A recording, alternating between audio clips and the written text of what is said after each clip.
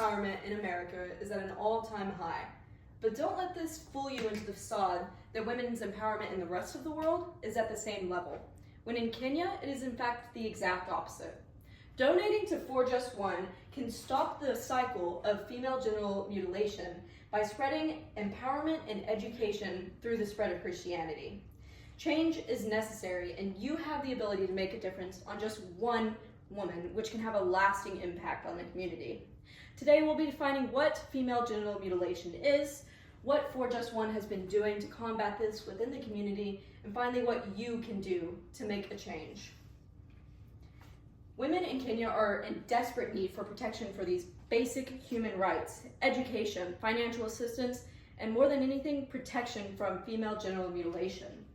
Now you may be wondering what FGM is. According to Kakal's article, What Makes a Woman? Understanding the Reasons for and Circumstances of Female Genital Mutilation/Cutting, it's defined as anything that is removing female genitalia for non-medical purposes and at times without the individual's consent.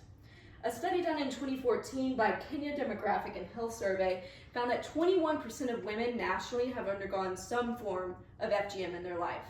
But the Maasai tribe in Kenya, 78% of women have undergone FGM in their life. According to female genital mutilation and injury, physical and mental, there are 4 different types of FGM.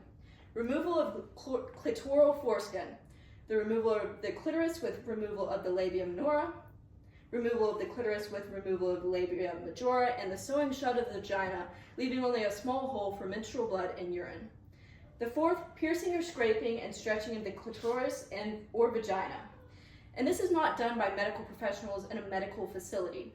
It's done with dirty razors, knives, and broken glass at times. And after the procedure is done, the women are then carried on others' shoulders through the streets over men and livestock.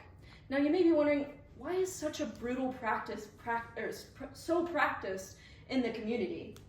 It is a tradition to go from a girl to a woman and undergo this process. You're then able to be married off, and your family is able to collect the dowry once you have undergone this process, no matter how young you are.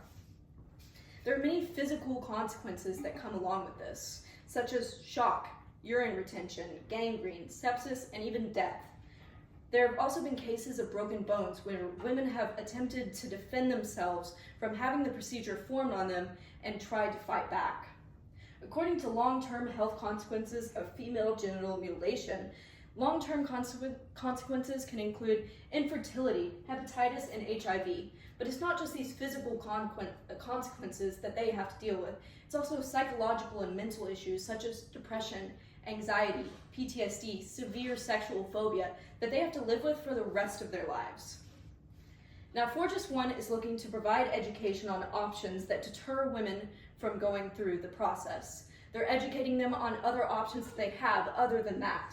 For Just One spreads the idea that you are made in the image of Jesus, and women are there taught that they are made how Jesus wants them to be made, and undergoing the cut is against this.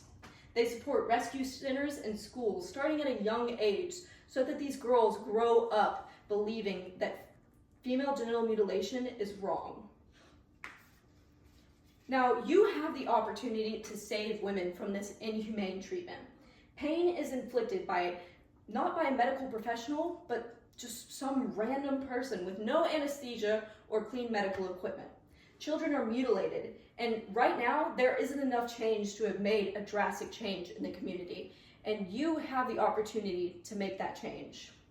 According to the effectiveness of health education as an intervention designed to prevent female genital mutilation/cutting, health education does have a lasting impact on communities and has decreased a woman's willingness to undergo female genital mutilation.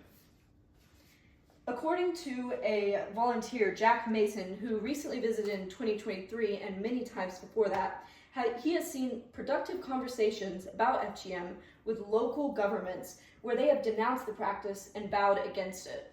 He has seen that For Just One truly cares about these women and wants them to succeed and make a lasting impact on the community. For Just One needs your contribution. Go to the website, donate online, or send your money through mail. Join the team as a volunteer if you'd like to see how they work firsthand. The time is now. Your time to help women and escape this torturous fate, find beauty in their bodies, and receive education that could save them from a horrific mutilation and make a lasting impact on the community. Thank you. Any questions? Yes, I have a question. What age do women usually undergo FGM? Typically like 10 to 16 years old, but it can be younger. Any other questions?